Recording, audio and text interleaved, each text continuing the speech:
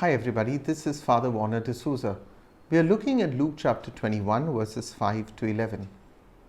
Jesus is talking to his disciples in the temple, which is where he has been teaching since the beginning of chapter 20.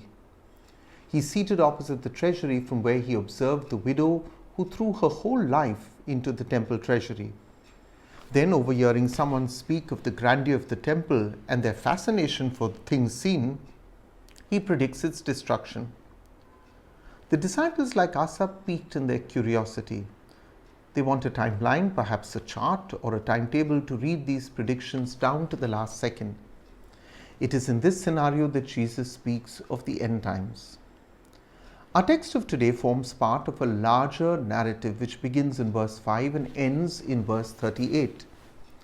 Jerusalem has not only rejected the heeding of God's prophets but also the teachings of Jesus, and it will now face the consequences.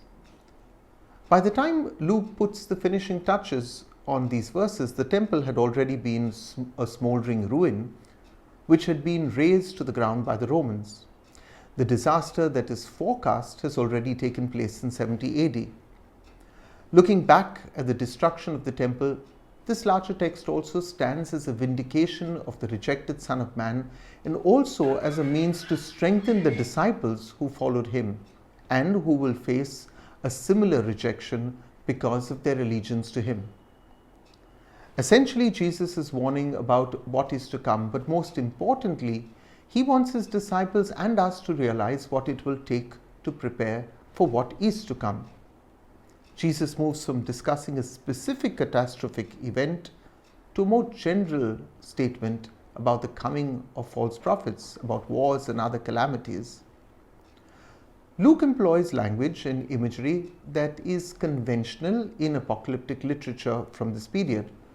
Apocalyptic literature uses unsettling language and imagery as a means to assure the faithful that they should keep their trust in God even when facing the most challenging of circumstances.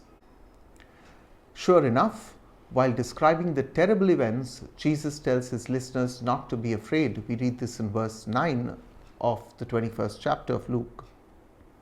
Despite its language and imagery of destruction, Luke, verses 5 to 11 and following, is ultimately a passage grounded in hope, in the hope that God remains present in the world and in one's life even when things have gotten so bad that it feels like the world is closing in on us. It has been noted that when many people are faced with circumstances of hard times, they tend to want to avoid it. The truth is that we waste more energy trying to avoid it rather than preparing for it. Jesus' help really helps us counter that. Talk of the end times is the kind of news we may want to avoid. But what is to come will come, and if we listen, we will understand that Jesus isn't just giving us information, he is providing us words of preparation. As listeners, we may be anxious to know what signs to look out for when the end time comes. But the timing of such an event is God's secret.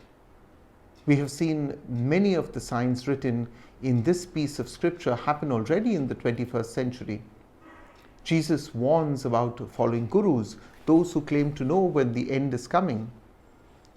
It is easy in times of distress or even when people are terrified to look for someone to show the way.